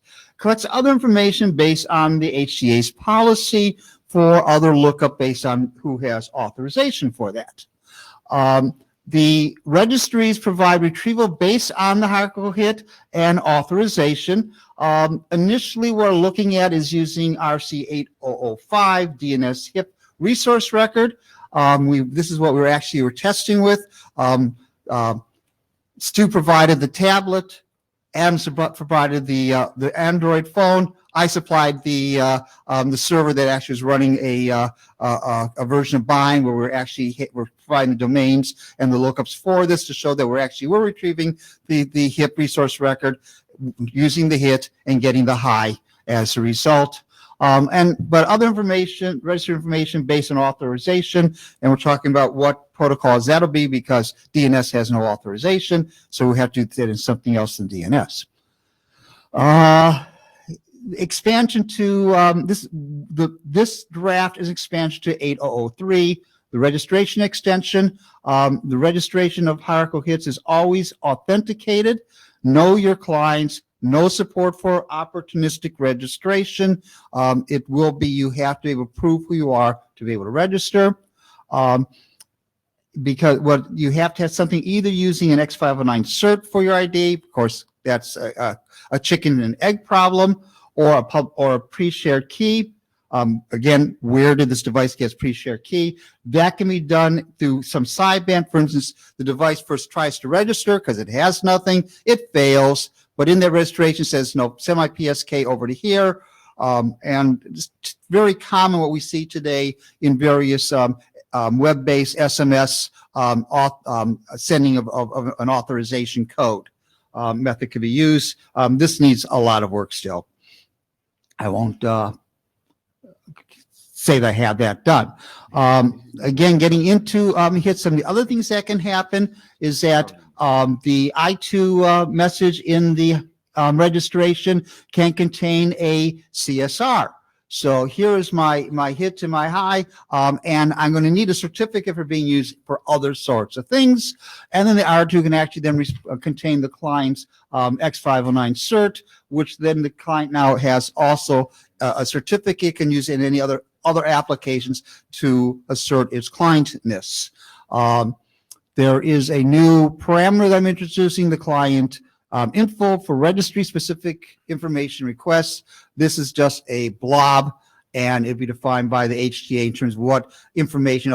Give me the operator's name, the operator's phone number, whatever other information that they may want for it, and whatever format this client info blob will be. And I'm making no attempt yet to find that. Now, the operation, how this works, starting from the top, the RA must have a hardcore hit with an HDA value of 0. The HDAs must also have a hardcore hit, and they register with the RAA. That says, I am now a valid HDA for this RAA. And the RA provides lookup service confirm that, yes, this HDA really did register with me. The RA may provide a PKI, going back to those certificates for the whole thing. Example, RC 802 for hits inserts. The hardcore hit cert can be used to sign the HDA's client registrations and so forth. So we can have a parallel operation, the raw certificates, the raw hits for the efficiencies and the packets, but for those things that would love and say, I got to have X509 certs, we can do that. Or there's also work in codes for a concise object ID, and that may be yet another alternative for that work. So the RAs may provide other signed objects for a FDA validity. This gets back into what Adam was talking about as an example of them. The HDA can then use this in client hit registration. So again, this is proof of registration message, this 200 byte thing that I created, that the clone can then, the drone can then provide this. The observer can say, yes, this is the HDA's proof of registration. Thus, I know that this drone's claim that it is registered with DHS is truthful and valid, and I can now assume that this is a DHS drone. This is a whatever other registry, and gives us that information. So that's kind of a fast run through. Read my drafts. I have it in there. The drafts are not long. Of course, they assume that you know a bit about HIP before you get into them. They're fairly short drafts that shows how this process works. And I believe that it then would allow us to have a trustable ID, which then can be used in the work that Adam is doing, and scalable authorities and protection against cloning, protection against false claims of identity, and have this trustable, actionable IDs. Good. Questions? I have one more Yeah. set of slides. Okay, so put the last deck. Yeah. In my last deck. New crypto. If you can keep it be concise, that'd be perfect. I'll do this fast.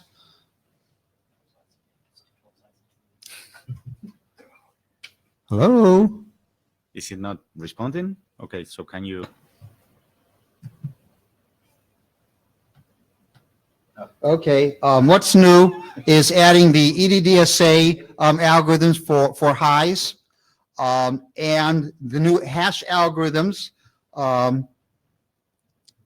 which is SHA-3, Shake, C-Shake, and KMAC.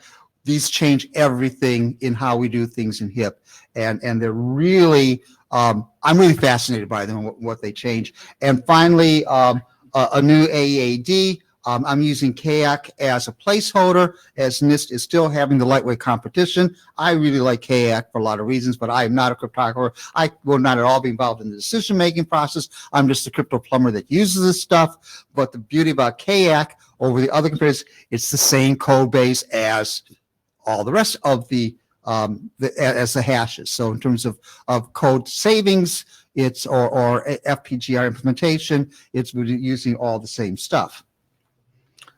This changes everything in HIP to crypto. Smaller, lighter, faster. EDDSA is defined in RFC 8032, only using the 255.19 and the 448, not using the pre-hash forms. I really don't like the fact they use SHA-512, and I've been given how to comment on, 165? Anyway, there's a standard, and this is coming out, which gives me a place to comment about this, because this may be the only place the device may be needing to use the old SHA forms, because handling the the 24519. That's a side issue and outside of this use. The key here is small key size. Only 32 bytes for 25519 and 57 bytes for 448. Why 57, not 84? It's not called Goldilocks for nothing. If you all followed when the discussions, the rest of it, why was it called Goldilocks? Just enough crypto. Signatures are twice this size. So the public key is 32 bytes. The signature is 64 bytes. And that's what we're working with. There's nothing else out there of this size, which is reliably secure and usable. Curve 25519 and Curve 448, natural compression representation. This applies to EDDSA as well. No patent issues as with the NIST P256, which has the compressed format patent from Certicom. This is already specified in HIP DEX, but that static there is high. This is now adding it as ephemeral Diffie-Hellman. Hashing of all manners. HIP uses hashes in many places in many ways. CatCheck is a major change approach to hashing and has significant impact on many aspects of HIP. As I said, sponges are amazing things. If you want to learn about them, go to CatCheck's site. Lots of documents out there. FIPS 202 itself has some very good details on how the sponges work. And 800-185 expands considerably on the variable outputs, as well as 56C-R1 on key material generation. And yet there's another one coming up soon. So Shake, Rattle, and Rock. Shake and its derivatives provide variable length output with known cryptographic strength. This is really something new in the area of hashes. Not a fixed length output, but a variable length output. Maybe we should call it, should have been called squeeze, because the concept is you put all your data into the sponge and then you squeeze out as many bits as you want. No more truncating hashes. No more debating about how to truncate the hashes. This is important impact, as I said, for ORCIDs. And instead of know which bits to select, an interesting ORCID takes the middle bits, other people take the front bits, some take the back bits. That's no longer an issue. Shake 128 for the R hash in HIP. Another significant change is using KMAC, which is another Shake variant. KMAC does in one sponge function, which HMAC needs 2 hashes. So there's no truncated needed for HIP MAC and HIP MAC2. They are naturally, by using KMAC, you get the size you need. KMAC for the KeyMat production. And here's a really big one, and it amazes me, but I've got a lot of confirmation, and I really need the cryptographers to weigh into this one, because according to 56C1, you have one KMAC operation for what HMAC does. HMAC needs 2, HKDF. It does 2 HMAC operations for HKDF. And that's each 2 SHA operations. So 1 sponge operation equals 4 hash operations than what we traditionally do. Jury's still on this construction. Only a couple of cryptographers have commented, but I seem to have it right, but it warrants more review. The lightweight AAD cipher. This is an active competition going on in NIST. No winner yet, but KAC is CatCheck based and the same code base and FPRG implementation. It's good for a starting point.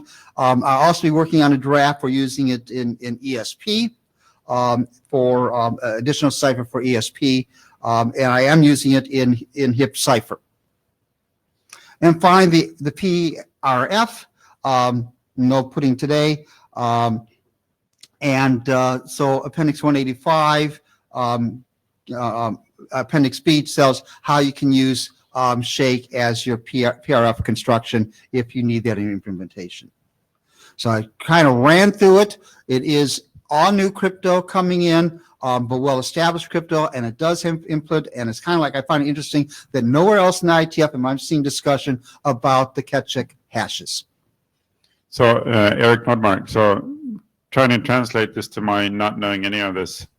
So what are the benefits? Is it that we can get smaller signatures with the same level of security, or more like flexibility in terms of how big we make them? Smaller, EDDSA, smaller signature, smaller public keys.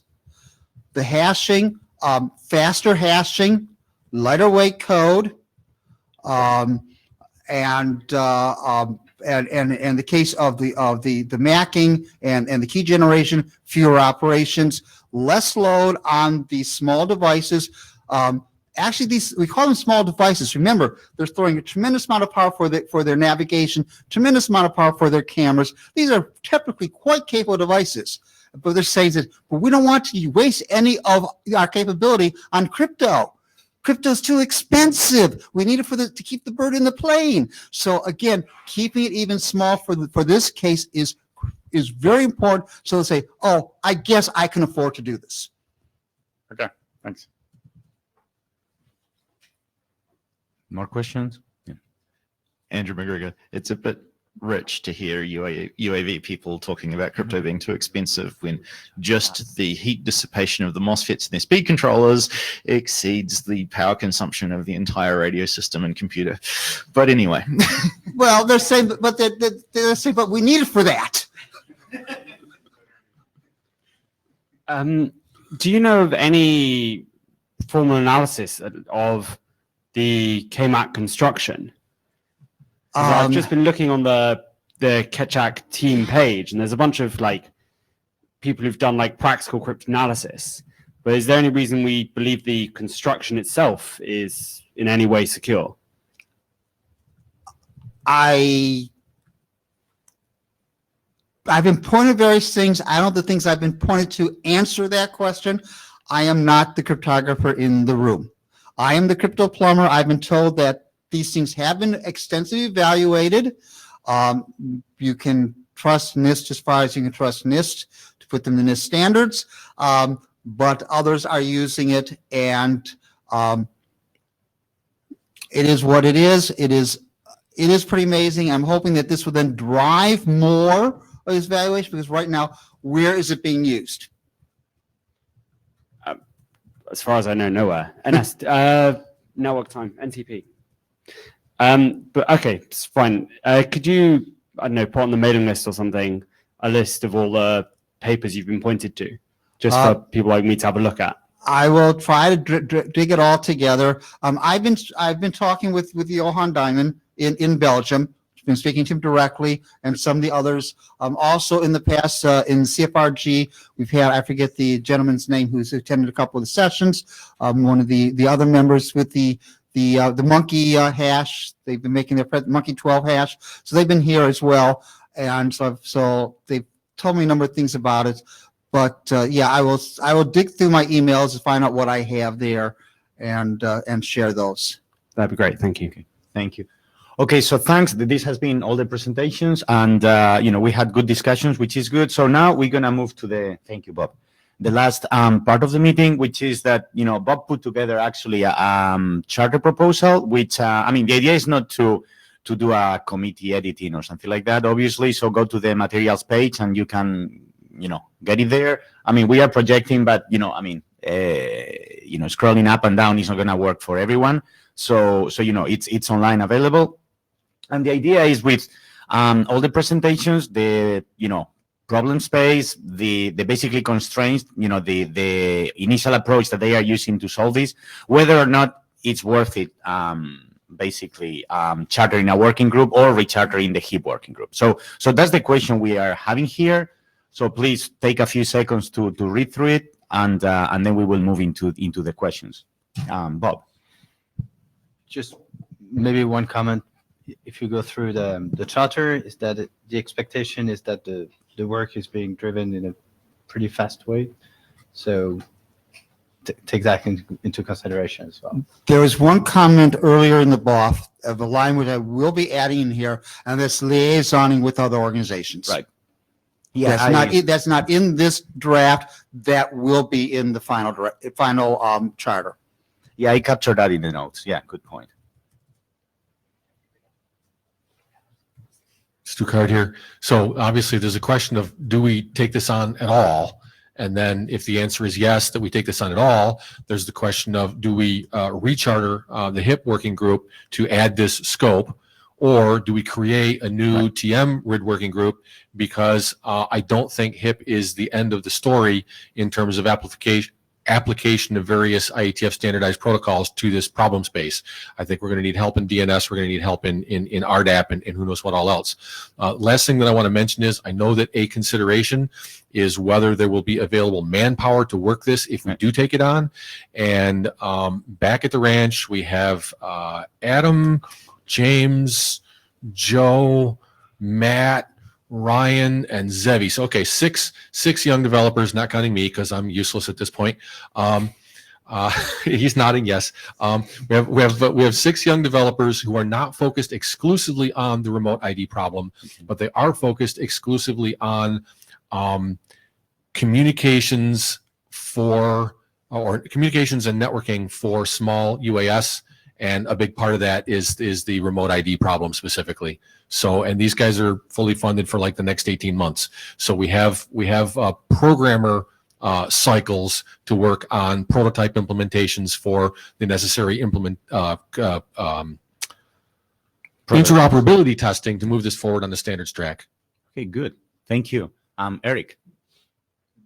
So Eric, not Mike. Yeah, my question was going to be about the other pieces, right? Because I can see and people have presented, or Bob has presented the HIP part of things, right? But then the RDAP thing, because Stu, you were hinting earlier, maybe it's RDAP, maybe it's something like RDAP, right? And is that something that can be done later, or, because it's not in the list of deliverables right now, as I understand it? Yeah, Bob, do you want to address that? I'll address that. First, I want to address something that Stu said, and that is yes, Stu's company that he works for has resources on this. Please, other people, join in and make it a broader effort. But now to Eric's comment, I got 2 lines in there talking about the RDAP, and maybe I need to expand more on interacting with other areas. And I welcome help on expanded areas, because there is a need that we've alluded to here on how does the safety officer authenticate and get the PI they're allowed to get. Is this something that we're going to address in this work group, and how do we do it? What things do we need, or do we just profile something existing? So the work group, I think, will be needing to look at this and make a selection and minimally do a profile of how that is done. Thank you, Bob. Andrew McGregor. I think the HIP parts of that charter are reasonably complete and sensible. I think because we're noting that there are things to be done in other parts of the protocol stack, I think the charter's not sufficiently complete at this stage to know what the scope is. That said, it should probably be a working group of its own that is chartered to do further work on HIP, because the HIP working group is kind of long inactive at this point in time. Yep. And if the scope is substantially different, it does also deserve a new name.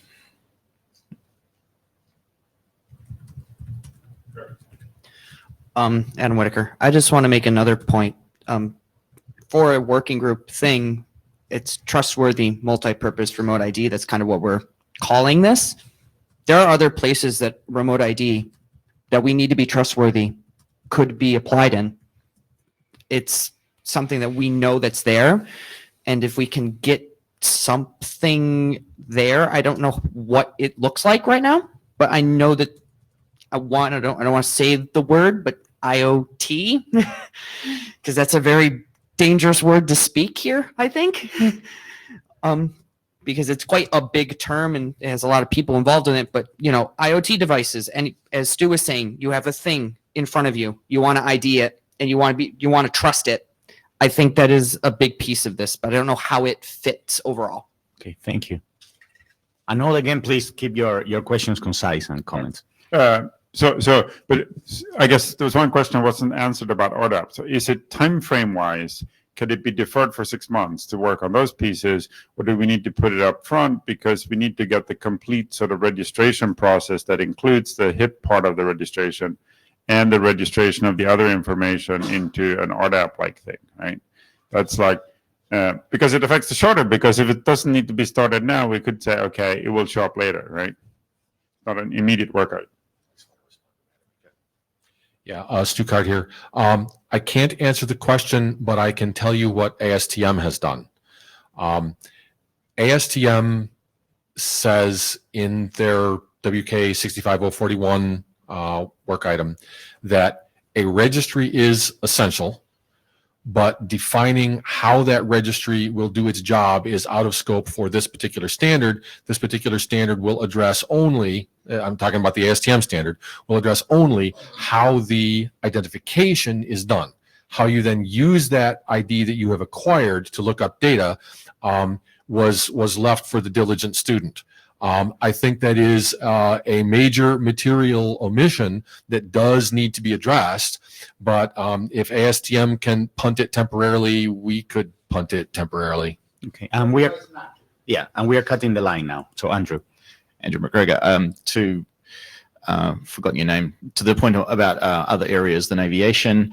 Adam, to Adam's point, I note that marine traffic control and transponder protocols and the like are based on the aviation ones and very, very similar. And well, marine autonomous water vehicles are a thing. And I have no idea who to contact in the protocol space for that, but having been involved in New Zealand's Coast Guard, I can probably find someone who does. Thank you, Andrew. Wes Herdeker, ISI. So one of the things that confused me about sort of how you're supposed to think about all of these little pieces that have been talked about in the past 2 hours, right? Some feel fairly straightforward. It's like we can just throw it over the wall to HIP and we can add it to their charter, and you know, then you can use those pieces for the much harder building blocks that, you know, related to aviation and identification with all of the problems and all of the, we need help in these 10 areas. It doesn't seem like an existing working group is going to be able to take on something that large without, you know, doubling their time or something like that. So it's almost like you guys have two different charters that you're talking about. One small and constrained, and one you have a scoping problem. So. Okay, so yeah, the last few minutes we're gonna go through the questions, and then we will ask the AD if he needs more clarification or you know. So the first one is basically you know, the scenario we talked about, the scope. So is there support to form basically a working group? Let's assume that we are forming a new working group. As I said, you know, rechartering, forming is really a detail at the end of the day. So first of all, and I'm gonna be taking hands, you know, for and against. So who thinks that they support, or who thinks that, you know, we should be forming a working group to follow this charter? Please, hand. All against? So for the note taker, which is me, that was strong support to form a working group. So well, the charter, as Bob said, I mean, this was kind of like a draft charter. You know, he will basically work with you know, the ADs and to basically complete it. And there were some comments that maybe needs to be divided into two working groups. So we will look into all that.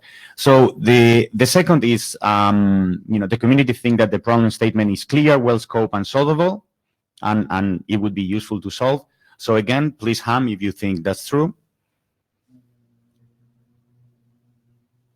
All against? Okay, so basically, I mean, my summary is that, you know, we need to work more on the scope and basically, you know, clarify a bit more. I think it was clear from the discussion that the concern was only scope. Yeah, exactly. There were discussions like, yeah, even how many working groups we would need, if there's a general problem versus the specific one. So we got all the questions, and I think we can work on something.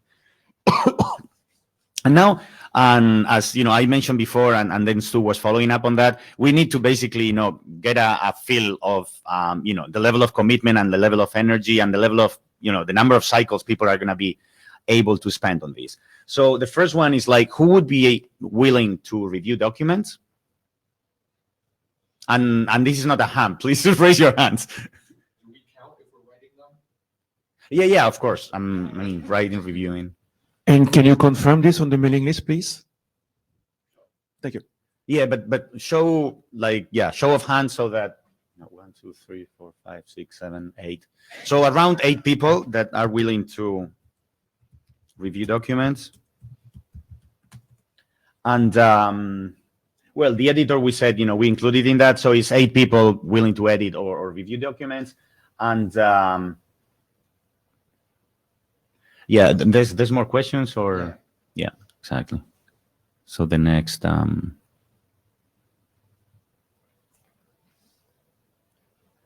well, the working group, I think we answered that question already.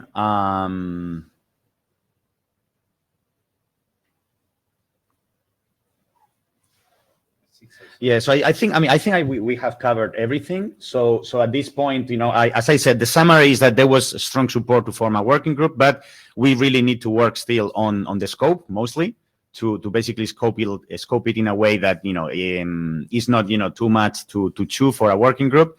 And then I saw the energy, I think it would be okay.